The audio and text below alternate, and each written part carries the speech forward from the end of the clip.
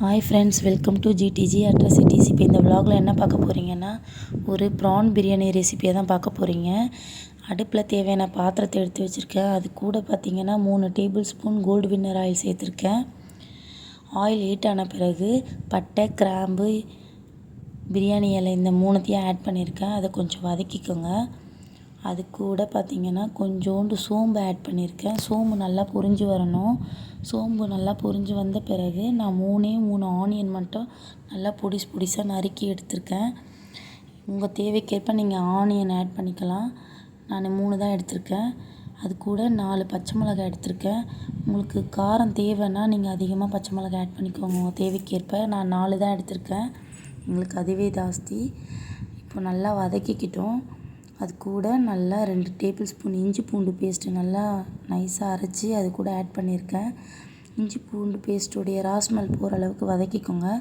அது கூட நான் 2 தக்காளி மட்டும் ஆட் பண்ணியிருக்கேன். தக்காளி ரொம்ப ஆட் பண்ணாதீங்க, அப்புறம் பிரியாணி டேஸ்ட்டு மாறிடும். நான் திட்டமான அளவு சேர்த்துருக்கேன். பிரியாணி டேஸ்ட்டு கூட இருக்க நம்ம தேவையான அளவு உப்பு போட்டிருக்கேன்.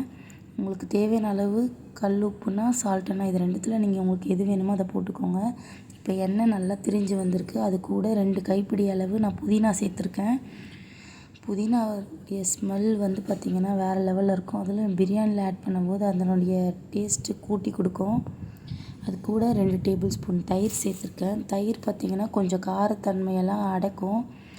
தயிர் காரத்தை கட்டுப்படுத்தும்னு சொல்லுவாங்க, அதுக்காக தயிர் ஆட் பண்ணியிருக்கேன். இப்போ ப்ரான் பார்த்திங்கன்னா நல்லா க்ளீன் பண்ணி எடுத்துக்கிட்டேன். அது கூட கொஞ்சம் மஞ்சள் தூள் சேர்த்து கழுவி எடுத்துக்கிட்டேன். இப்போது எண்ணெய் நல்லா திரிஞ்சு வந்திருக்கு. இது கூட நான் ப்ரான் ஆட் பண்ணிக்கிறேன். இப்போ ப்ரானை பொறுத்த வரைக்கும் சீக்கிரமாக குக் ஆகிடும். அதனால் நீங்கள் ரொம்ப கலரக்கூடாது, திட்டமான அளவு கலரிக்கோங்க. ப்ரான் உடையக்கூடாது. இப்போ அதனுடைய ராஸ்மெல் தெரியாமல் இருக்க நான் கொஞ்சோண்டு மஞ்சத்தூள் சேர்த்துருக்கேன்.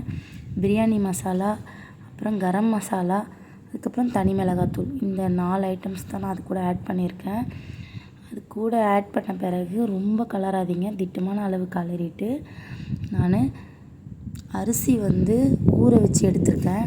நான் அரிசி பார்த்திங்கன்னா நான் 2.5 கிளாஸ் அரிசி எடுத்திருக்கேன். அதுக்கு நான் 5 கிளாஸ் தண்ணி ஊற்றிருக்கேன். ஒரு கிளாஸ் அரிசிக்கு நான் 2 கிளாஸ் தண்ணி ஊற்றுவேன். அதனால் நான் 5 கிளாஸ் எடுத்திருக்கேன். நீங்கள் உங்கள் தேவைக்கேற்ப எடுத்துக்கோங்க. இப்போ மசாலா நல்லா ரெடி ஆயிடுச்சு. அது கூட நான் தண்ணி ஆட் பண்ணிக்கிறேன். இப்போ தண்ணி நல்லா கொதி வந்துருச்சு. இப்போ நான் அரிசியை சேர்த்துக்கிறேன். அரிசி பார்த்திங்கன்னா ரொம்ப ஊறக்கூடாது, திட்டமான அளவு ஊறி எடுத்துக்கோங்க. நான் ஒரு 5 மினிட்ஸ் தான் ஊற வச்சேன்.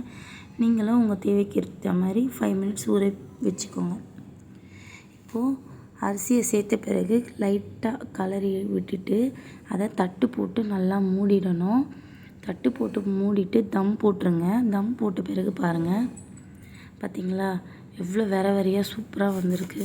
நீங்கள் அரிசி ஊற வைக்கிற விதத்துலேயும் தண்ணி சேர்க்குற விதத்துலேயும் தான் இருக்குது ரைஸ் குழையாமல் வராது. இப்போது நல்லா வெரையாக வந்துருச்சு. நீங்களும் உங்கள் வீட்டில் ட்ரை பண்ணி பாருங்கள். மறக்காமல் நம்ம சேனலுக்கு லைக் பண்ணுங்கள், ஷேர் பண்ணுங்கள், சப்ஸ்கிரைப் பண்ணுங்கள், பக்கத்தில் இருக்க பெல் ஐக்கானை கிளிக் பண்ணுங்கள். நீங்களும் உங்கள் வீட்டில் ட்ரை பண்ணி பாருங்கள், கண்டிப்பாக நல்லா வரும். நான் அது கூட கொஞ்சோண்டு ரைத்தா செஞ்சுருக்கேன். பிரியாணியும் ரெடி ஆயிடுச்சு. நீங்களும் உங்கள் வீட்டில் ட்ரை பண்ணுங்கள். டாட்டா, பாய் பாய்.